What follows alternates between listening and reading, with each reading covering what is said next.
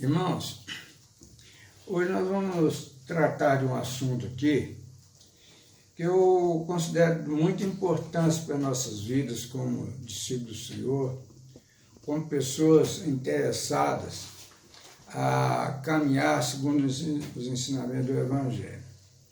Nós vamos tratar de salvação.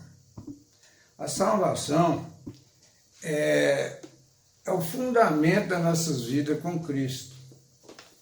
Mas, às vezes, essa palavra torna-se tão frequente nas nossas vidas que nós acabamos nem compreendendo profundamente o significado dela.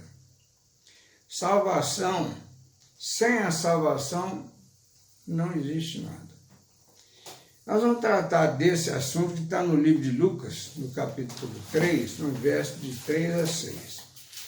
Lembrando aos irmãos que Lucas faz um relato aqui da pregação do apóstolo João Batista, o precursor que veio antes de Jesus, preparando o povo para a chegada de Jesus. Então, o Lucas narra aqui aquilo que João Batista pregou. Ele está fazendo um comentário aqui da pregação de João Batista. Amém? Amém. Então, ele diz assim,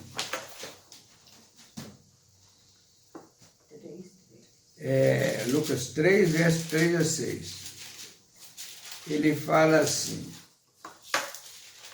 ele percorreu toda a circunvizinhança do Jordão, pregando batismo de arrependimento para a remissão de pecados, conforme está escrito no livro das palavras do profeta Isaías: voz do que clama no deserto, preparai o caminho do Senhor, endireitai as suas veredas.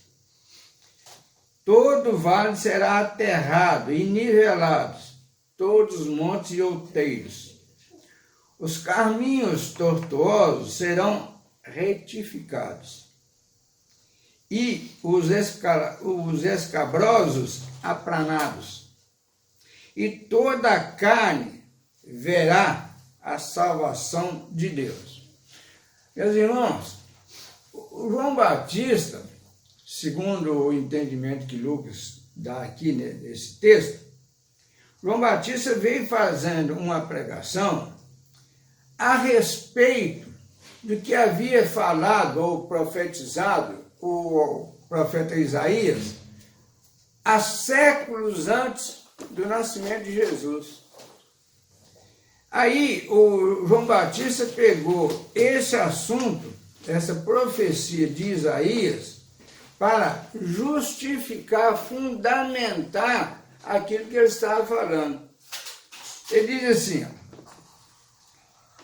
ele percorreu toda a circunvizinhança do Jordão, pregando batismo de arrependimento para a remissão de pecado. Quem fez isso? João Batista. João Batista veio pregando, ensinando isso aí, por toda a circunvizinhança do Rio Jordão. Quer dizer, está refletindo, falando a respeito da Palestina, onde está o Israel. Aí ele diz assim, conforme está escrito no livro das palavras do profeta. João Batista veio falando exatamente como havia falado há séculos antes o profeta Isaías. E aí diz, né? Voz do que clama no deserto. Voz do que clama no deserto. Isaías dizendo que alguém via clamando no deserto. Nós conhecemos a história de João Batista pregou no deserto. Preparai o caminho do Senhor, preparai o caminho que Jesus vem. O que é preparar o caminho? É falar a respeito da vinda de Jesus, qual o motivo por que Jesus vinha, o que o povo podia esperar de Jesus. Aí ele diz assim, endireitai as suas veredas, endireitai-se, saia daquele engano, que o mundo é um engano, o mundo é uma mentira. Endireitai as suas veredas. E ele diz assim, isso é Isaías dizendo, todo vale será aterrado. Ele está dizendo, ó, não haverá buraco, não haverá abismo, não haverá, será tudo aterrado, será tudo nivelado. Aí ele diz assim, todos os montes e outeiros, os caminhos tortuosos serão retificados, será caminho tranquilo, caminho de paz e harmonia. E os escabrosos, os cheios de dificuldades, serão aplainados. Tudo será transformado, tudo será melhorado. E toda a carne verá a salvação de Deus. Toda a carne, que ele diz, e toda a humanidade verá a salvação de Deus. Toda a humanidade verá a salvação de Deus. Ninguém ficará por fora. Nem africano, nem chinês, nem indiano, nem o lá do Afeganistão, nada. Toda a carne verá. Mas, meus irmãos, a vida nos mostra, e nós vamos falar, a vida é cultural, cada lugar aprende-se de um jeito. Nós temos visto aí esses últimos dias falando sobre o Afeganistão, os homens escorraçando as mulheres, aquele fanatismo todo. Quer dizer, estão aí num passado obscuro, um passado de opressão, uma coisa impressionante. Outro, um país, uma cultura mais liberalizante, pode tudo. Mas, na verdade, a nossa cultura aqui, na América, é uma cultura diferente, é uma cultura até mais nova, mas é uma cultura que nós vivemos numa idolatria impressionante. Somos idólatras de todas as formas. Isso é o produto da nossa cultura, que nós não fomos ensinados segundo o Evangelho. Mas nós fomos ensinados segundo a cultura. E é uma coisa impressionante. Sexta-feira mesmo eu estava conversando na praça ali, apareceu um rapaz lá, um rapaz jovem, um rapaz de 20 anos. Um rapaz muito simpático, ele está trabalhando aqui na empresa. E ele passou com um chapéu bonito, um berrante nas costas. Aí o cara que estava comigo mexeu com ele, até depois voltou, começou a conversar, ele tocou o berrante lá. Aí a gente fica analisando a cultura. Ele é até mineiro, mas ele gosta de tocar berrante, né? E eu vi ele, todo lugar que ele passava, eu chamava para tocar berrante, ele ficava satisfeito de tocar berrante, um berrante de todo tamanho. Aí nós estivemos conversando e ele falando da vida dele, observando. Aí ele fala que, mas a Luizinho estava comigo, conversando muita bobajada e tal. Ele começou a rir e falou assim, quantos anos o senhor tem? Falou com o Luizinho. Eu tenho 85. E o senhor? Eu tenho 75. Vocês são diferentes de meu pai. E meu pai não pode conversar nada com ele, tudo dele é diferente, sei o quê. Lá nós temos que ir a domingo a missa é sagrada, não sei o quê. É a cultura dele, né? É uma cultura totalmente diferente. Ele até mostra para nós no celular, a namorada dele, uma moça jovem também, dos 18 anos, ela candeando boi, carro de boi, ela puxando o carro, ela candeando, cantando, era toda de vaqueira, de boiadeira, vaqueira, assim. São culturas. Por que eu estou dizendo isso? Porque cada região tem uma cultura. Eu tenho regiões, por exemplo, que é muito presente os ensinamentos de espiritismo. Outras religiões têm ensinamento de evangelho, muitas igrejas evangélicas. No catolicismo nem se fala, o catolicismo ele é imensamente maior que todos. Mas é cultura. Mas o que acontece? A cultura que nós aprendemos não é uma cultura de sermos discípulos de Jesus, cultura de religiosos. E nós precisamos de aprender a viver os ensinamentos de Jesus. Nós não, tudo que nós saímos da cultura, do ensinamento de Jesus, qualquer jeito que nós saímos, se nós saímos para o radicalismo religioso, como tem muitas igrejas evangélicas, está errado. Se saímos para o liberalismo de algumas outras, está errado. O que nós precisamos é de viver os ensinamentos de Jesus. O que o Evangelho nos ensina? O Evangelho nos ensina sobre salvação. O Evangelho ensina que nós nascemos num mundo mau, num mundo amaldiçoado, e que o nosso remédio para essa cultura é a salvação. Todo ser humano carece de salvação em Cristo Jesus.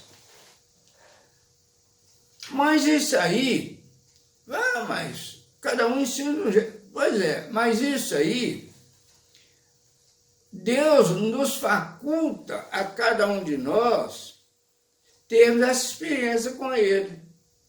Por quê? Não resolve pregação, não resolve religião, não resolve nada. O que resolve é a nossa experiência com Jesus. Se nós carecemos de salvação, e aqui fala, arrependei-vos. Ele está dizendo que vai chegar a um ponto que nós vamos ser tocados no caminho que nós estamos percorrendo erradamente. Ele fala, arrependei-vos, mude de rota. Então, todos nós temos essa oportunidade, indiferente de crença, de cultura, de nada. Isso é um fato que acontece com todas as pessoas. É como se nós pensássemos assim, o mundo é um campo de joio. O que é joio? Joio é um vegetal, ou uma planta, imensamente parecido com trigo. Mas não é trigo. Não é trigo. O trigo ele é palatável, alimento, saudável. O joio não é. Mas ele parece em tudo. Mas o mundo, quando nós nascemos aqui no mundo, é como se estivesse brotando um joio no mundo. E o que é o trigo? O trigo são as vidas salvas em Cristo, que deixou de ser joio e tornou-se trigo. Então, é por isso que nós precisamos de salvação. E nós nascemos carentes de salvação, nós nascemos como joio. Quando nós recebemos a salvação, nós transformamos em trigo. Por isso que a Bíblia diz que todo campo de trigo tem muito joio. Por isso Jesus, de certa forma, diz, olha, não arranque o joio. Porque se arrancar o joio, corre o risco também de arrancar o trigo. Então, meus irmãos, por isso nós vamos entender que existe muito joio e pouco trigo. Muito joio. O mundo só nasce joio. O trigo é a alma salva. É o joio transformado em trigo. Isso que é salvação. Por isso nós carecemos de salvação. Salvação, muitas vezes, algumas pessoas entendem que salvação é... E a gente sabe que é muito comum isso. As pessoas às vezes não falam, porque as pessoas às vezes têm medo de falar bobagem. Mas tem gente que acha que salvação é morrer e ir para o céu. Ou não, salvação é morrer e ir para o inferno. Não tem nada disso. Uns acham que você vai ser salvo, vai virar anjo, vai crescer uma asa, você ficar voando pela vida. Não tem nada disso. A salvação, nós temos que entender a salvação da nossa vida aqui agora. Nós nascemos joio, nós vamos transformar em trigo. Como que é essa transformação? Essa transformação é a mudança de joio para trigo. É nós mudarmos de uma cultura, de um pensamento para outro pensamento, para outra cultura. Abandonar a cultura da religiosidade, a cultura da incredulidade, a cultura de tudo que se pode considerar negativo ser transformado em positivo. Então, é isso que é a salvação, é você sair dessa situação e tornar-se salvação, tornar-se salvo. Então, quando nós nos tornamos salvos, nós temos de abandonar muita coisa. Por exemplo, nós temos de abandonar a idolatria, nós temos de entender o processo. E idolatria, muitas vezes nós achamos que idolatria é apenas e tão somente imagem de santo. Isso não vale nada. Se ele é de barro, se é de pedra, se é de ouro, se é de madeira, não vale nada. Não fala, não escuta, não cheira, não anda, não vale nada. Mas isto, nós temos que entender isso não vale nada. Quando nós ouvimos falar assim, existe um só Deus. Para nós é um só Deus, que somos salvos. Mas para outros não, eles não são salvos. Então Deus diz, não tenha dúvida, quando se fala em Santo Antônio, fala em Nossa Senhora, não sei quantos, tudo é Deus. Quando fala, Exu, também é Deus. Zé Pilinha também é Deus. Para uns é Deus. Então, mas nós entendemos, nós os salvos, entendemos que existe um só Deus. Outros imaginam que Jesus é o Filho de Deus, mas é o Filho, Deus já está velho e arrumou um menino para substituir. Não tem nada disso. Nada disso. Por isso nós temos de entender o processo. Porque se nós persistirmos no cotidiano que a cultura nos ensina, nós vamos ficar marchando, como dizia o amigo Apolinário, marchando, fazendo barro para Faraó. Só fazendo barro para Faraó, fazendo barro para Faraó.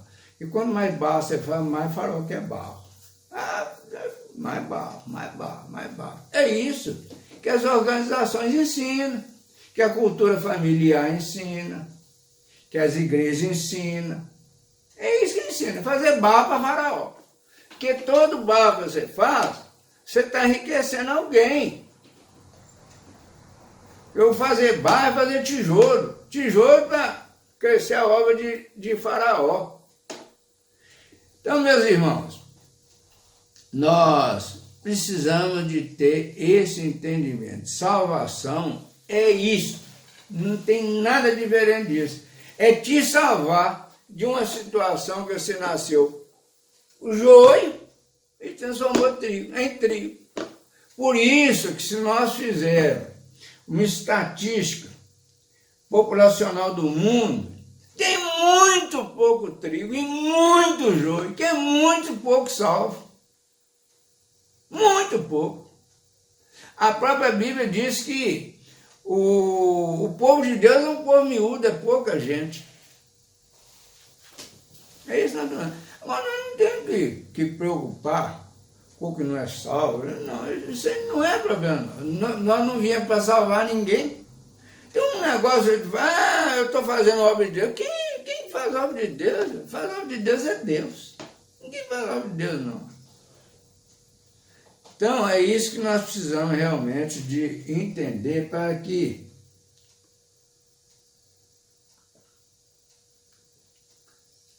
a caminhada não se torne muito pesada para a nossa vida. Porque nós não podemos dizer, se nós somos discípulos de Jesus, seguimos os ensinamentos de Jesus e andamos em sofrimento, esse é o pior testemunho que nós podemos dar. É dizer para as pessoas assim, olha, não vem para Jesus não, arruma outra forma de você ser feliz, porque Jesus não dá felicidade. Isso é uma mentira. Isso é uma mentira. Então, por isso, meus irmãos, que nós precisamos pensar muito sobre isso. Muito. Porque nós realmente precisamos de paz, de andar leve, feliz.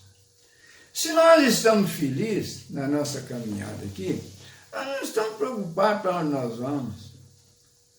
Preocupa, é aqui e agora. Agora, a nossa felicidade é necessário que ela tenha fundamento. Qual que é o fundamento da nossa felicidade? É a certeza que nós somos felizes. Indiferente de qualquer situação, nós somos felizes. Isso é que é o importante. A pregação de João Batista, nós precisamos de verificar algumas coisas muito interessantes. A data da primeira mensagem profética, depois de um intervalo de 400 anos. O que aconteceu? Houve um período interbíblico que houve um silêncio de Deus. Deus não se manifestou à humanidade durante 400 anos. Silêncio total. Quando quebrou esse silêncio, João Batista veio falando sobre a vinda de Jesus. E ele veio comentando exatamente o que já tinha sido falado lá no Antigo Testamento. Então, João foi o porta-voz dessa mensagem. E essa mensagem, ela resumia-se no seguinte: arrependei-vos, arrependei-vos, arrependei-vos. Por que ele falava arrependei-vos? Porque ele fazia uma comparação para aquelas pessoas do que estava acontecendo junto àquele povo ali da Judéia.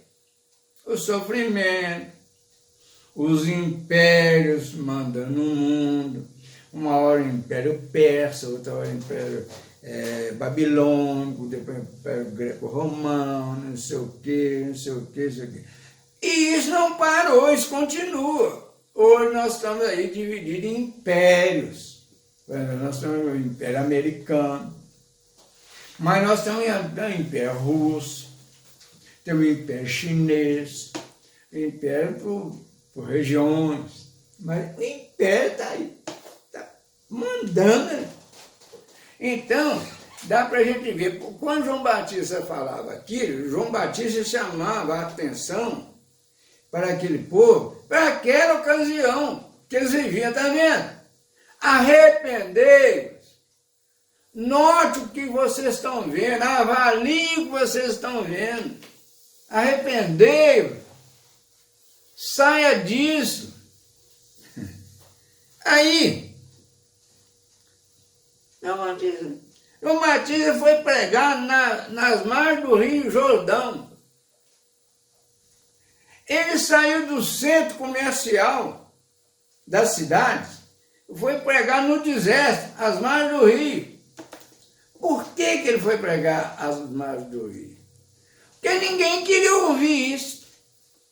Ninguém queria ouvir pregação, arrepender, veja o que está acontecendo. Porque tudo o que está acontecendo, ele está trazendo um benefício para alguém, às vezes até benefício para todos.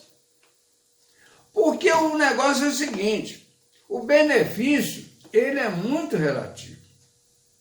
O pau pode estar quebrando do jeito que for, mas tá bom. Se tá bom para mim, às vezes não tá. Às vezes eu estou achando ruim, tá ruim para mim, mas mediante a situação desse cá, para mim tá bom. Tá ruim para mim mediante a dele que está na minha frente. Vocês estão entendendo? Para trás, a minha vida, mediante com a vida do que está atrás de mim, tá boa. Mas comparando com a vida de quem está na minha frente, tá ruim. Então a vida é isso aí. E João Batista, ele foi pregar as margens do Rio Jordão porque a sociedade não quer ouvir isso. Não quer ouvir isso. Nós estamos aí, se nós fizermos, eu tive a oportunidade de ler um pouco sobre história. Eu não vejo diferença nenhuma de governo desde a República de 1889 até agora. Tudo é a mesma coisa. O que interessa para todo governante é o poder. Ele quer o poder. Mas não, é a mesma coisa. Mas isso também nos contamina, porque nós também queremos poder. Então, a vida é isso. Aí, o João Batista foi pregar as margens do Rio Jordão, fora da sociedade, porque ele entendeu que ninguém queria ouvir isso, não. É o que acontece conosco. Nós não queremos ouvir nada, não. Nós queremos o nosso bem-estar, tá bom para mim? Aí diz o seguinte, o lugar da pregação foi as margens do Rio Jordão, mas parece que vieram ouvintes de bem longe para escutar o novo profeta. Aquelas pessoas que começaram a sentir a diferença, começou a ter interesse pela pregação de João Batista. Mas o que esse homem está falando? É o toque do Espírito Santo. Aí eles foram lá ouvir João falar, arrepender. A única saída que nós temos não é nem pela esquerda, nem pela direita, nem pelo comunismo, nem pelo socialismo, nem pelo capitalismo, mas é pelo Evangelho de Cristo. Aí nós temos de aprender a comparar as diferenças, não vamos encontrar diferença. Mas o Evangelho de Cristo ele traz diferença. É uma diferença que independe de qualquer pessoa explicar para nós, que nós mesmos sentimos essa diferença. A diferença da paz, da harmonia, do bem-estar, do reconhecimento das nossas ganâncias, das nossas soberbas. Nós vamos reconhecendo. E a palavra do Evangelho vai lavando. Quando nós perguntamos assim, aquele que não perdoar também não será perdoado. Não faça aos outros aquilo que não queres que faça contigo. Aí vai. Aí a gente fala assim, o adultério.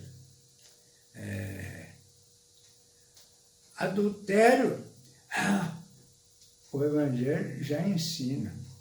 Nem penseis. Só de pensar no adultério, já está adulterando. Então, esse é o ensinamento, isso é a transformação que os ensinamentos de Cristo faz com a gente. É isso que é importante. Não olha, no Evangelho diz que aquele que roubava, não roube mais. Aí, meus irmãos, o povo versou, alguns vieram ver, escutar o novo profeta João Batista.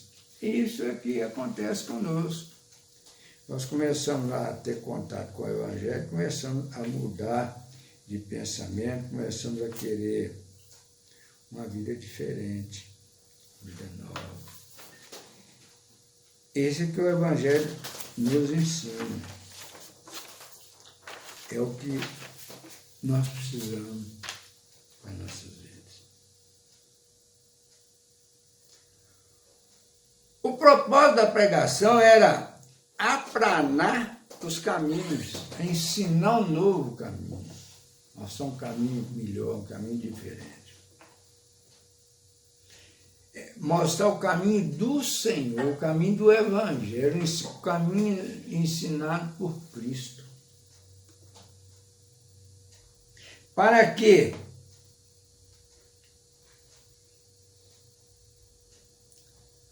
pudesse chegar até o coração dos homens e também permitir a todos verem a salvação em Cristo Jesus.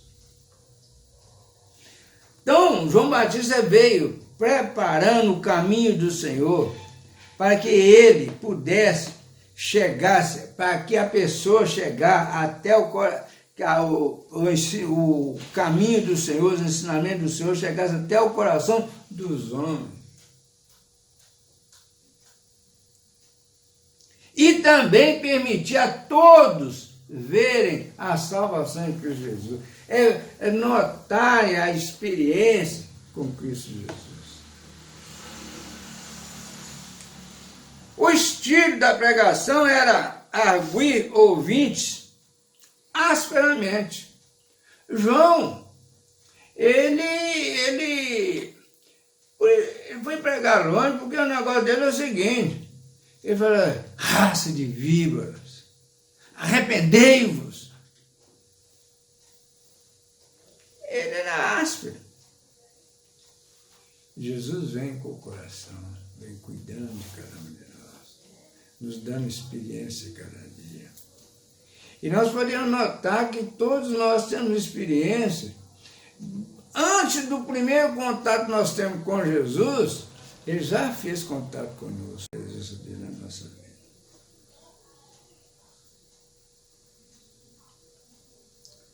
O estilo de pregação era arguir os ouvintes asperamente sobre seus pecados. Raça de víbora, o que você está fazendo? Você está fazendo isso, ele está fazendo aquilo. Vocês estão cuidando das viúvas, você quer tomar a casa dela. Vocês querem ajudar a viúva? É viúva de 17 anos, de 20 anos. Você não está querendo ajudar uma viúva de 70, 80 anos. Não está querendo a viúva nova, a viúva bonita. Ele vai lá isso com os fariseus, com todo mundo. Aí, e também aconselhava um procedimento digno e correto. Você não pode mais agir segundo o seu coração, segundo o seu entendimento, segundo o seu pensamento, de querer levar vantagem em tudo, de achar que eu só sei que preciso das coisas. Você precisa de mudar. Precisa de ser uma pessoa diferente.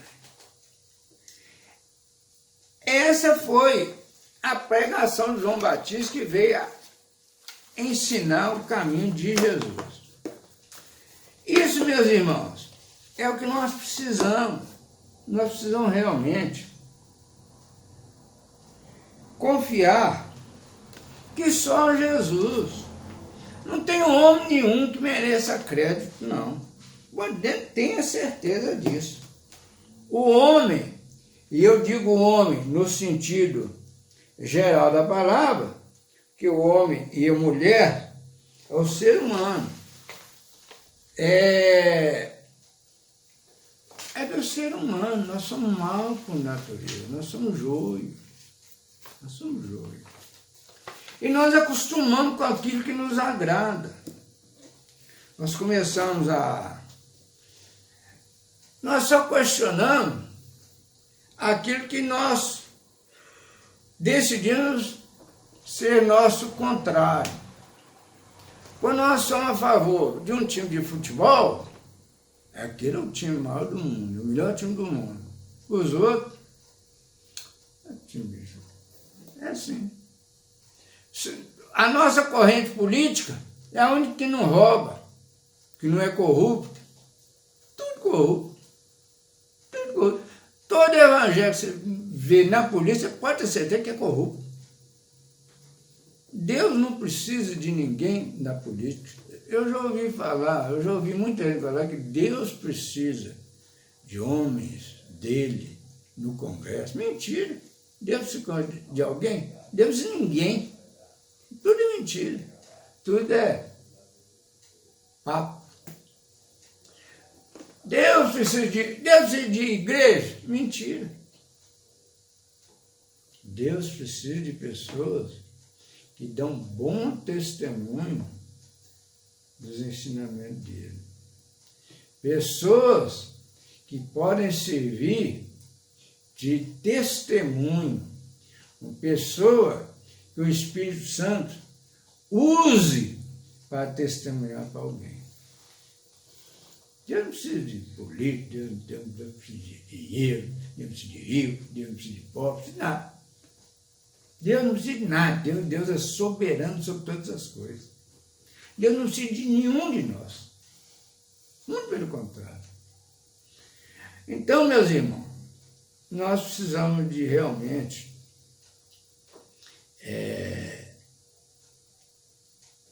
fazer um retrocesso na nossa vida. Muito importante. Lermos a palavra. Nós precisamos saber que a Bíblia é um conjunto histórico. A Bíblia aqui, você achar que folha de Bíblia cura doença, cura não. Esfregar a Bíblia no lugar que está doendo, não sara não. Isso é livro. Mas aqui está contido a história de um povo escolhido para dar testemunho aos demais povos. E esse povo é povo diferente em absoluto. É a mesma coisa. Só que esse povo simplesmente foi separado para ser um novo povo, para ser olhado pelos demais povos. Todo mundo nasce igual. É tudo joio. Nós carecemos de salvação para tornarmos trigo. Por isso eu acho que a importância do estudo da palavra. Nós precisamos nos fortalece muito e nos ajuda muito a entender a história de um povo. Qual a finalidade desse povo? Esse povo não salva ninguém, é a mesma coisa dos outros, tem diferença nenhuma. A única coisa que eles têm mais do que os outros é só arrogância, mais nada. Mas o povo escolhido. É esse povo que nós temos que olhar para ele. A arrogância deles, a fragilidade deles, a idolatria deles. É um povo que nós vimos. E nós, agora, no advento do Novo Testamento, que a história do Antigo Testamento, ela caducou. Ela encerrou. Ela não existe mais. Agora nós estamos no advento do Novo Testamento, da nova aliança em Cristo Jesus. Então nós precisamos hoje entendermos o que é salvação, o que é joio, o que é trigo, para dar bom testemunho para as pessoas. Agora, isso aí é uma particularidade de cada um, individualizado com o Senhor. Esse é o nosso caminho. Esse é o caminho pelo qual nós vamos fazer essa trajetória de vida. Não temos que preocupar amanhã, preocupar hoje. O passado nos serve de história. O presente que nós estamos vivendo, o futuro não nos interessa. Nós precisamos de viver hoje, um dia, sempre a esperança que é o dia que nós vamos viver amanhã. Se encerrar o nosso dia hoje, até hoje, andemos segundo o ensinamento do Evangelho. O Evangelho não carece, não necessita de nenhum acréscimo e nem que corte nada nele. Não precisamos simplesmente viver o Evangelho. Viver o Evangelho. Mas precisamos de tomar profundo conhecimento da simplicidade do Evangelho, do amor do Evangelho, para que possamos ter uma vida de paz e harmonia. Essa palavra que eu tenho para a igreja dessa noite, pedindo a todos que reflitam nesse assunto da salvação e na nossa condição de seres humanos. E nascemos trigo, nascemos joio, mas temos a condição de nos tornarmos trigo pela graça de Jesus Cristo, sem nenhum pagamento, sem nenhum sacrifício, sem nenhum nada. É pela graça de Jesus. Amém, meus irmãos?